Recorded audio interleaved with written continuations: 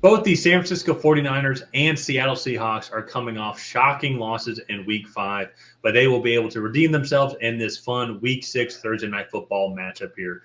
My name's Tyler, and with my brother Ryan, and we're going to break down this matchup here and the matchup within the game that you need to watch, and at the very end of the video, provide our predictions on who we think is going to win and why. But before we get into that, we have a goal of trying to get to 100 new subscribers for this Week 6 prediction video series. We've been able to meet that goal the past several weeks thanks to all of our new members, so thank you. And if this is your first time here, or if you have not already, go ahead and subscribe to the Tracy Take. Leave a like and a comment. Let us know who you think is going to win this game and why. And Ryan, very shocking results here. I think both of these teams, I'm in 2 pick'ems league. In both leagues, everybody picked the Niners and the Seahawks to win their game. And so both were losses kind of in different fashions. The Seahawks, admittedly, the Giants have a good defense, and the Seahawks have a horrible offensive line. I mean, Geno Smith getting sacked 7 times today. Just not their overall best performance, but at the same time, definitely just not the way that they offensive line is supposed to play today. Also, too, I saw Seahawks had 102 rushing yards, and Geno Smith had 72 of them. So inefficiently, we're not able to run the ball, not even inefficiently, just not at all, really.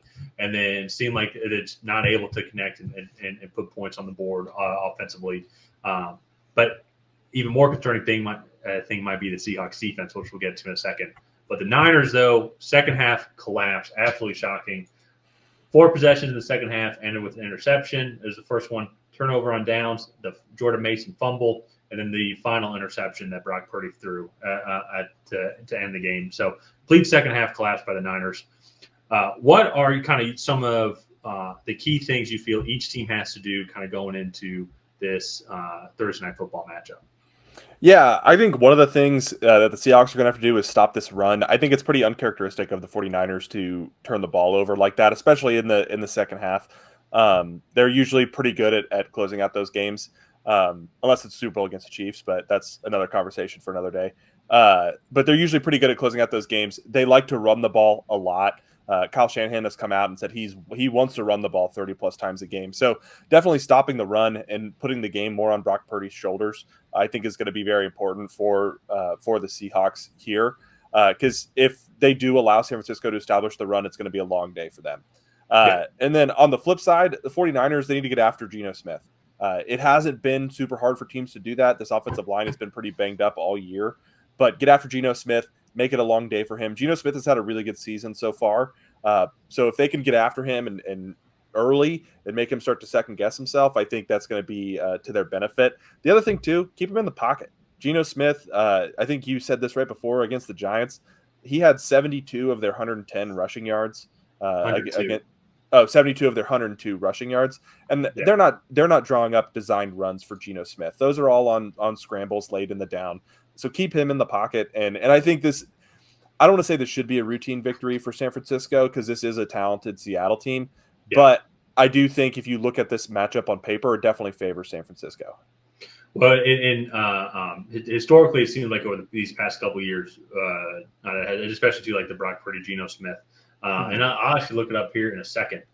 But kind of before we get into kind of the deeper dive here, if you do want to put a couple bucks down on this game, be sure to check the link down below in the description box. BetUS has a bunch of great promotions going on right now for first-time players here. And so the odds for this game, I think, is going to be very interesting. Just both teams coming off losses. Both teams haven't really been playing up to their full potential. It's going to be interesting to see what the odds are on BetUS, and all the other Week 6 games are going to be here. But I think you kind of said it earlier, though, with the Niners, is on paper, though, that their matchup-wise, they should be able to once again beat or pretty consistently in the matchups the Seattle Seahawks. Like, we look at the San Francisco 49ers defensive line versus the Seahawks offensive line. I mean, a lot of people agree with this, but where games are won in the trenches, and that's a matchup the Niners should win and have won in the past multiple times. You know, it just even too as well with an offensive line that's still pretty banged up. But on the flip side, though, I've kind of alluded to this earlier. What concerns me, though, is going to be the defensive side of the ball for Seattle. And so Byron Murphy didn't play today. Boy Mafe didn't play today as well. Reek Woolen got hurt. And then also, my apologies, I'm going to mispronounce it, but Uchenna Nwosu. Actually, I think I did decent there. That was correct. Perfect. All right. That might be a first in Tracy Take history. And so, but he also left the game as well. And that's the thing that was kind of shocking to me is I'm not surprised that maybe the Seahawks maybe came down to earth a little bit after a great performance against a good Lions defense, because the Giants have also a really good defense as well. I was more surprised that this Seahawks defense made Daniel Jones in this Giants offense kind of look like the Lions offense from last week. Without Malik Neighbors too. Without Malik, exactly. Yeah. And so Daniel Jones, 23 for 34, 257, 2 touchdowns. Tyrone Tracy had 129 yards. Great last name. Welcome on the show anytime. Darius Slayton had 8 catches for 122 yards. Like that's what is sticking out to me a little bit more is the defensive side of the ball. I expected that in the Lions game last week, but then this is what's kind of concerning. And I think it's those injuries that keep piling up as well, especially then if you go lose Reek Woolen, one of your top corners, if not the top corner as well. That's going to be huge, especially going up against this 49ers team. Like, all right, Devin Witherspoon's going to guard Brendan Ayuk, but then it's going to be next man up mentality, and they're still going to have Deebo Samuel. They're still going to have George Kittle back there. So Juwan Jennings has been performing well as of late, even though he only had 1 catch for 13 yards.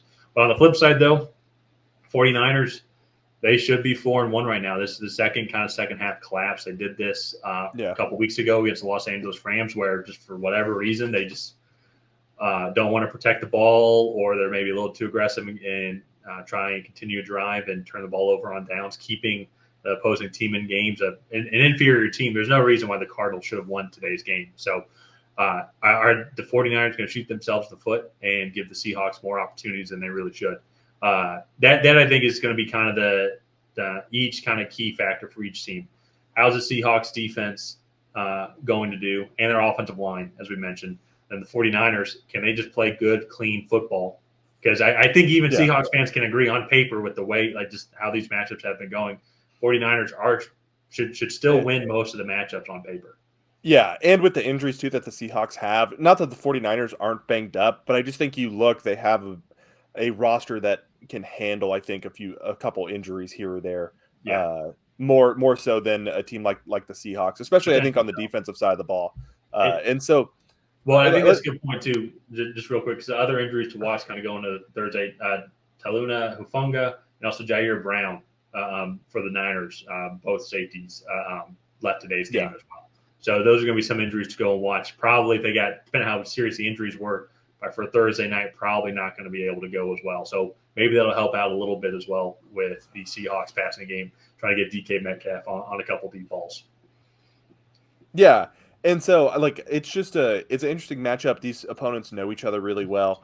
Let's go ahead and get in predictions here. I'll kick it off. I'm going to go with the 49ers. I tend to go with the team that has more talent on paper in these Thursday night matchups. And I just look at the matchup in the trenches. I look at the matchups out wide, and I just think the 49ers have a slight edge when it just comes to the overall matchups. I think they're the slightly more talented team overall. And so I'm going with the 49ers. I think they're just going to edge this one out.